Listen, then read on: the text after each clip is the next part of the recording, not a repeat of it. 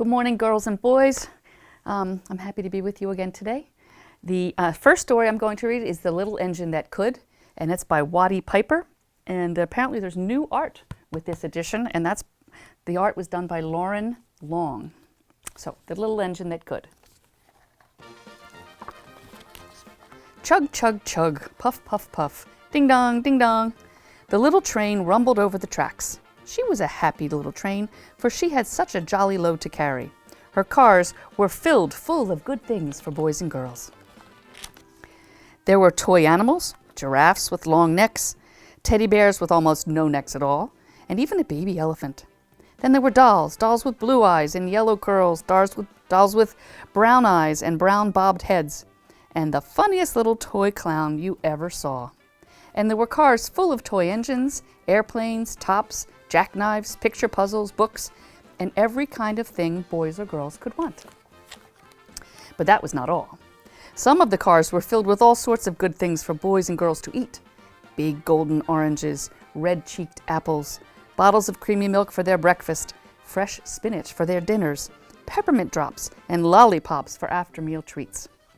The little train was carrying all these wonderful things to the good little boys and girls on the other side of the mountain. She puffed along merrily. Then all of a sudden she stopped with a jerk. She simply could not go another inch. She tried and she tried, but her wheels would not turn. What were all those good little boys and girls on the other side of the mountain going to do without the wonderful toys to play with and the good food to eat? "Here comes a shiny new engine," said the funny little clown who jumped out of the train. "Let's ask him to help us." So all the dolls and toys cried out together, "Please, shiny new engine, won't you please pull our train over the mountain? Our engine has broken down, and the boys and girls on the other side won't have any toys to play with or good food to eat unless you help." But the shiny new engine snorted, I pull you? I am a passenger engine. I have just carried a fine big train over the mountain with more cars than you've ever dreamed of.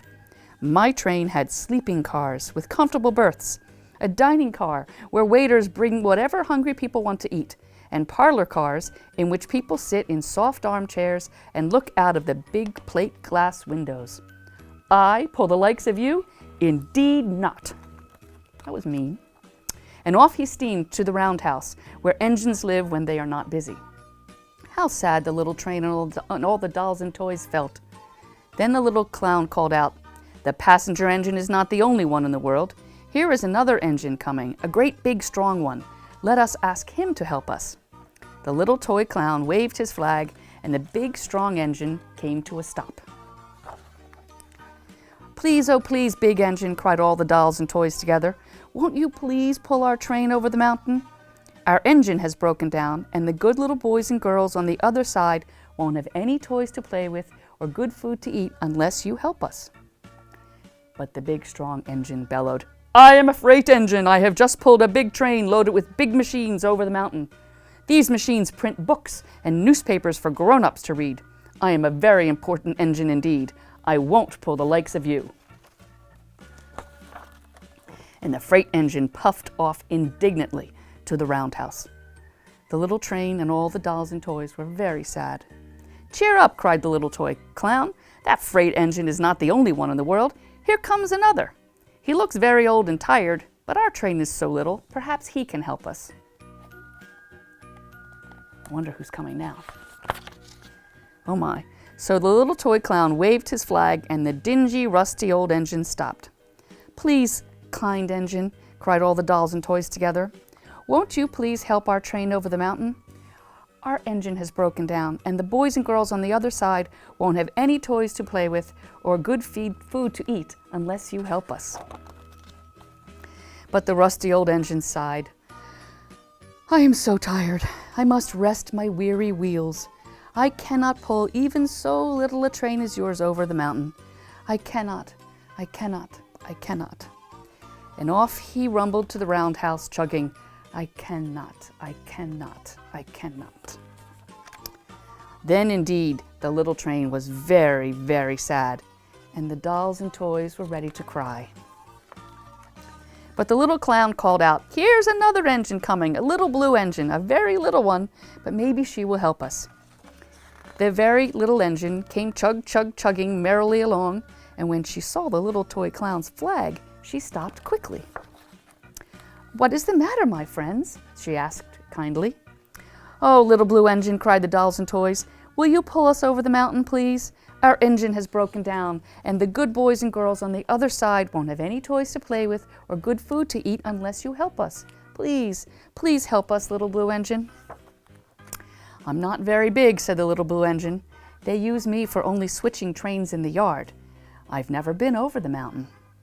But we must get to the mountain. We must get over the mountain before the children awake," said all the dolls and toys. The very little engine looked up and saw the tears in the doll's eyes. And she thought of the good little boys and girls on the other side of the mountain who would not have any toys or good food unless she helped.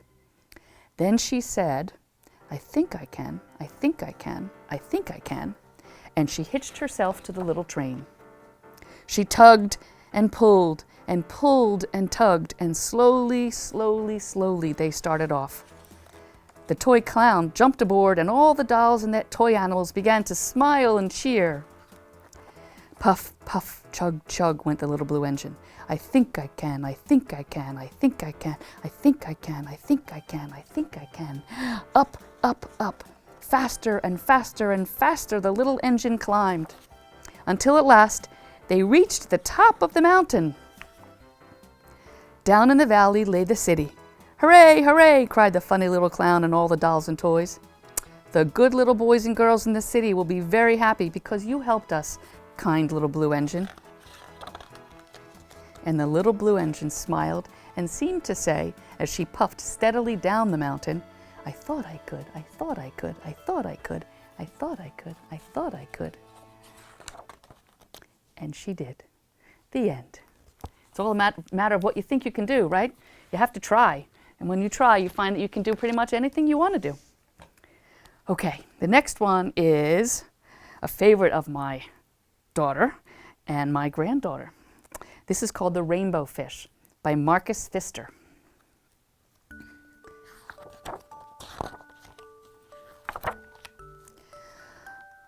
That's the beautiful rainbow fish.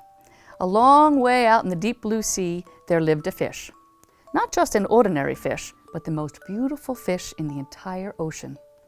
His scales were every shade of blue and green and purple, with sparkling silver scales among them. The other fish were amazed at his beauty. They called him Rainbow Fish. "Come on, Rainbow Fish," they would call. "Come and play with us." But the Rainbow Fish would just glide past, proud and silent, letting his scales shimmer. One day, a little blue fish followed after him. "Rainbow Fish," he called, "wait for me. Please give me one of your shiny scales. They are so wonderful, and you have so many." "You want me to give you one of my special scales? Who do you think you are?" cried the Rainbow Fish. "Get away from me." Shocked, the little blue fish swam away. He was so upset, he told all his friends what had happened. And from then on, no one would have anything to do with the Rainbow Fish. They turned away when he swam by. What good were the dazzling, shimmering scales with no one to admire them? Now he was the loneliest fish in the entire ocean.